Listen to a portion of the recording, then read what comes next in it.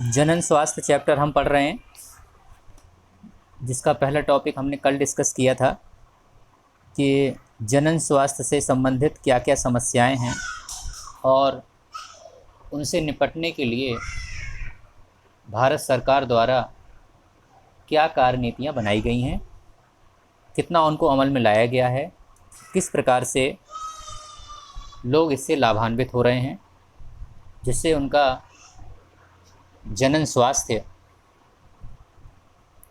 सुचारू रूप में रहे, जिससे वह एक संपूर्ण स्वास्थ्य को प्राप्त कर सकें।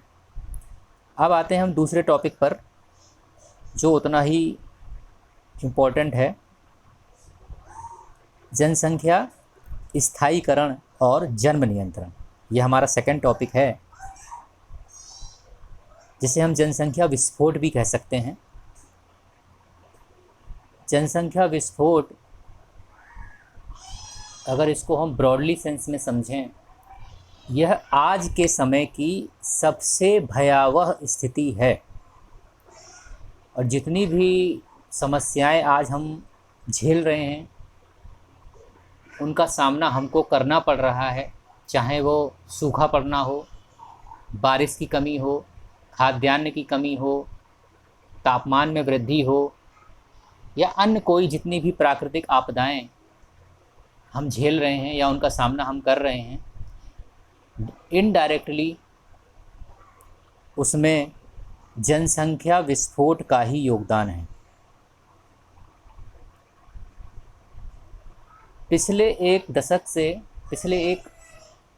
आप शताब्दी की बात कर लें, पिछली एक शताब्दी से जिस तरह से जनसंख्या में वृद्धि हुई है, वह इतनी तेज़ी से हुई है कि उसे जनसंख्या वृद्धि ना कहकर जनसंख्या विस्फोट का नाम दिया जाता है, पॉपुलेशन एक्सप्लोज़न। और यह हिंदी और अंग्रेज़ी दोनों में एक निबंध का टॉपिक अक्सर एग्ज़ाम में आया करता है, जो कि एक बेहद फैमिलियर टॉपिक है, जिसके बारे में आप निबंध के रूप में पढ़ रखे होंगे। लेकिन यहाँ पे हम निबंध नहीं जानेंगे, यहाँ पर हम उसका साइंटिफिक कारण जानने का प्रयास करेंगे, बायोलॉजिकल कारण जानने का प्रयास करेंगे कि क्या जनसंख्या विस्फोट है और किस प्रकार से जन्म नियंत्रण यानी कि बर्थ कंट्रोल किया जा सकता है, यानी जनसंख्या पर किस तरह से रोक लगाई जा सकती है। तो पहले कुछ आंकड़े हम जानते हैं। अगर हम बात करें सन 1900 की, उस समय हमारे पूरे विश्व की जो आबादी थी वह बेहद ही कम, लगभग 2 अरब। अरब आप जानते हैं 10 करोड़ के बाद जो संख्या आती है वह अरब होती है। लगभग 2 अरब यानी कि 2000 मिलियन थी। 1900 सन 1900 की बात कर रहा हूँ मैं। ये सन 1900 में यह संख्या लगभग 2 अरब थी।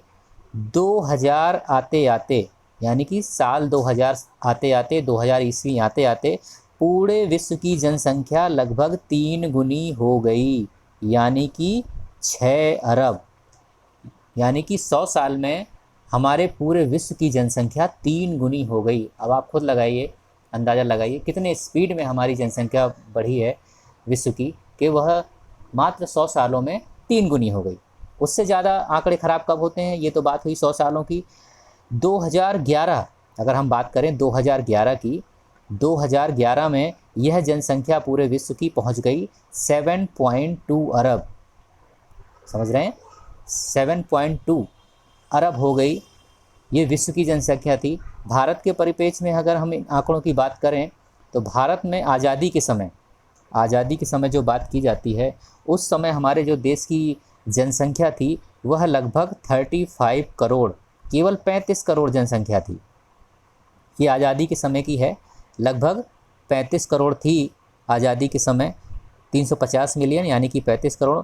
2000 में यह जनसंख्या बेहद बढ़ी और हमारी जो जनसंख्या लगभग 1 अरब हो गई।